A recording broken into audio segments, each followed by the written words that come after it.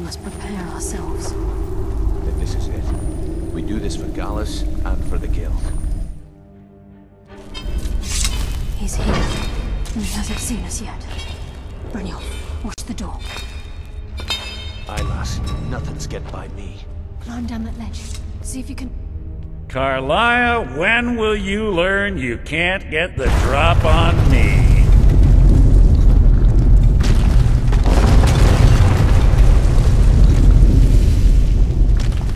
When Brynjolf brought you before me, I could feel a sudden shift in the wind. And at that moment, I knew it would end with one of us at the end of a blade. What's Carlia been filling your head with? Tales of thieves with honor?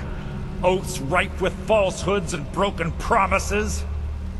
Nocturnal doesn't care about you, the key, or anything having to do with the Guild.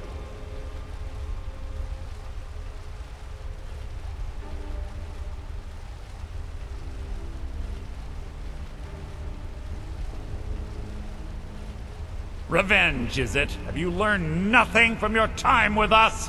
When will you open your eyes and realize how little my actions differ from yours? Both of us lie, cheat, and steal to further our own end.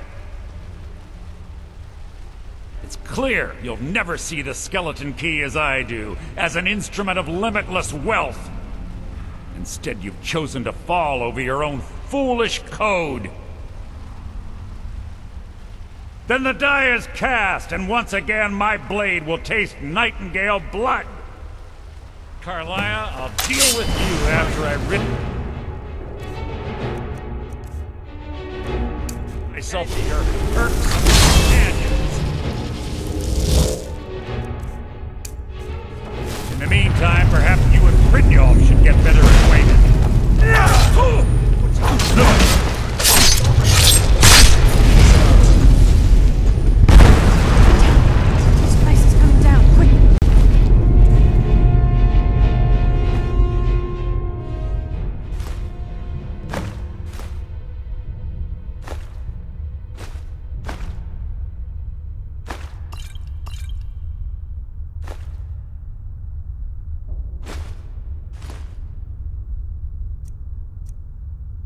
Skeleton key and the eye, and let's get out of here. No luck there, lass. Something must have fallen on the other side of the door because it isn't moving. We have to find another way out of here before the place fills with water.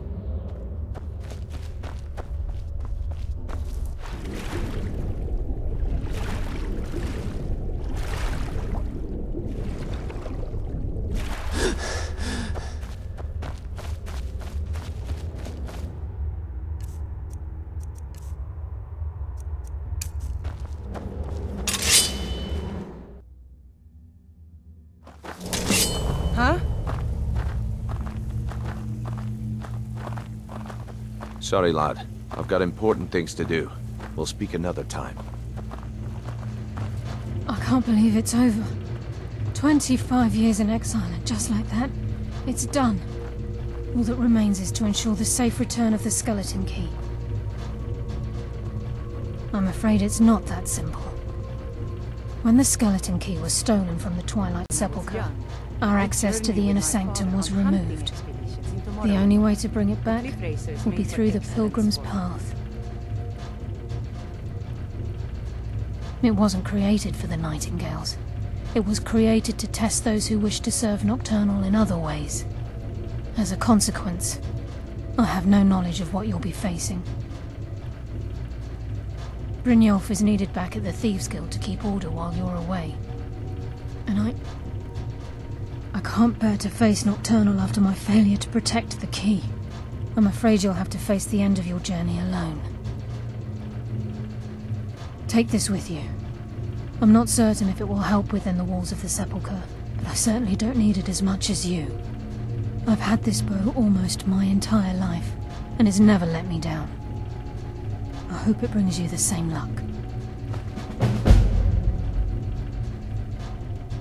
I've been a Nightingale for a very long time. I sold my allegiance to Nocturnal in exchange for many profitable years of thieving. Falling in love with Gallus was wrong. It was a distraction that allowed the Sepulchre to be desecrated, and it likely cost him his life. Until the key is returned, I will never set foot inside that place again. Even though Nocturnal doesn't desire worship in the traditional sense, the Twilight Sepulchre propagated a small group of priests. Of course, they'd never come into direct contact with Nocturnal, but they insisted they had her favor. As part of their duties, the priests created all sorts of baseless rituals and ceremonies, all on Nocturnal's behalf. These priests weren't a threat to the skeleton key, or the conduit to Nocturnal's realm, so they were tolerated. One of their ceremonies involved the Pilgrim's Path, a so-called test of worthiness. If a pilgrim was able to complete the path, it was said that they would live forever in Twilight. What that means is anyone's guess. The Agent of Subterfuge utilizes shadow to cloud the judgment of those around him. By weaving the darkness to their will, this agent can manipulate others into fighting for the Nightingale for a limited time. The Agent of Stealth is the master of remaining unseen. They are able to manipulate the darkness and use it to their advantage. On moonlit nights or in darkened rooms, this agent literally becomes invisible. This Agent of Strife can send forth a tendril of pure darkness into the heart of another, causing great injury to them. At the same time, this tether will bolster the agent's own life force, making him stronger. The conduit to Nocturnal's realm, the realm of Evergloam, has been in Skyrim, well, longer than recorded history. The Twilight Sepulchre was constructed around it by man and Myr in order to shield it from those who would exploit its power. It's through this conduit that we're given Nocturnal's greatest gift, our luck. What she gains in return is a complete mystery.